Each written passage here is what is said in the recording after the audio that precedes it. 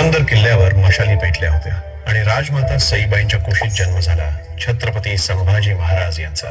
पण नियतीनं त्यांना लहानपणापासूनच कठीण आयुष्य दिलं. अजून 2 वर्षाचेही झाले नव्हते आणि आईचं छत्र हरपलं. आईच्या मायेविना वाढलेलं ते बालपण, पण डोळ्यात मात्र जिद्द होती. स्वराज्यासाठी पेटलेली आग होती.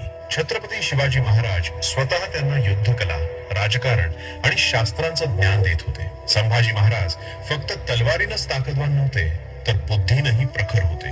लहान वयातच त्यांनी संस्कृत, फारसी आणि अनेक भाषांवर प्रभुत्व मिळवलं. पण पुढचा प्रसंग आणखी कठीण होता.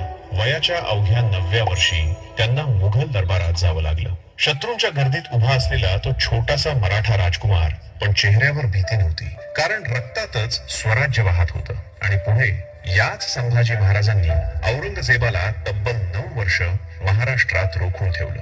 औरंगजेबाकडे प्रचंड सैन्य होतं, सत्ता होती, क्रूरता होती. पण संभाजी महाराजांकडे होतं स्वाभिमान, धर्मनिष्ठा आणि स्वराज्यावर जीवापाड प्रेम. मृत्यू समोर उभा असतानाही त्यांनी आपल्या स्वाभिमानाशी आणि स्वराज्याशी कधीच तडजोड केली नाही. शरीरावर अमानुष अत्याचार झाले, पण त्यांचा आत्मा कधीच झुकला नाही. 14 मे 1657 ला जन्मलेलं ते बाळ पुढे मराठ्यांच्या इतिहासातील सर्वात निर्भीड अध्याय बनलं. म्हणूनच इतिहासाच्या प्रत्येक पानावर आजही ठामपणे लिहिलं जातं.